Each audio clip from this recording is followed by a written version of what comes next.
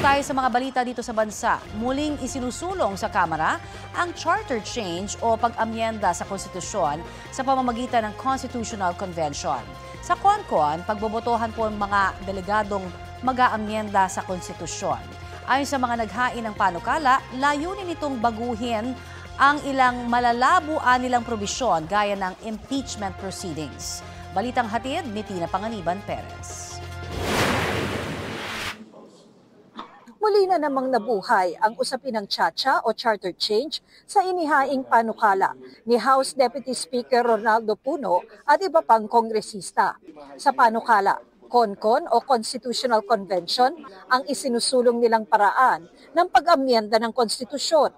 Matapos daw ang 4 na dekada, nakikitang hindi perpekto ang pagkakasulat dito dahil sa mga malalabong probisyon na nakakaapekto raw sa pagbabago, pagpapanagot at pagtitiwala sa institusyon ng gobyerno.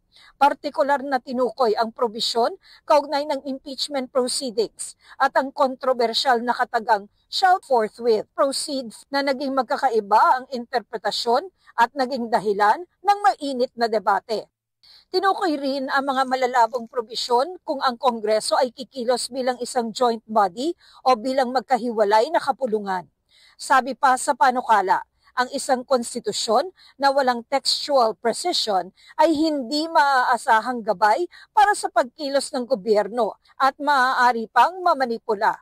Sa isinusulong nilang CONCON, magkakaroon ng 150 delegates na pipiliin sa pamamagitan ng isang eleksyon sa May 11 ng susunod na taon. Such a constitutional convention is timely, especially because of more recent events. Yes. Where I believe that the efficacy of government organizations and institutions are being reviewed by the general public.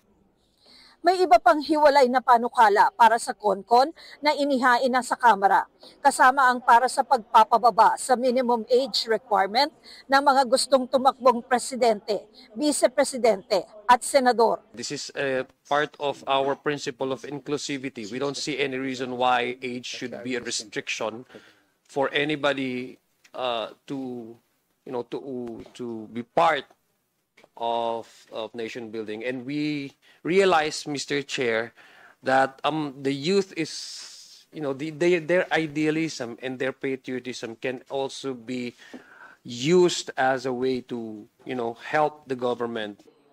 Pero ang Makabayan Bloc, tutol sa pag-amyenda sa konstitusyon dahil baka raw alisin ang mga proteksyon sa national patrimony, anti-political dynasty, mga karapatan natin at iba pa. Kaduda-duda rin daw ang timing. Papalapit na ang 2028. So again, lalong lalakas ang hinala ng ng taong bayan na muli na namang itutulak ng Kongreso ang usapin ng pagbabago ng term limits or term extension. Dahil may mga panukalang batas para sa charter change na hindi pa naire-refer sa komite, nagtakda ng susunod na pulong sa December 3. Tina Panganiban Perez, nagbabalita para sa GMA Integrated News.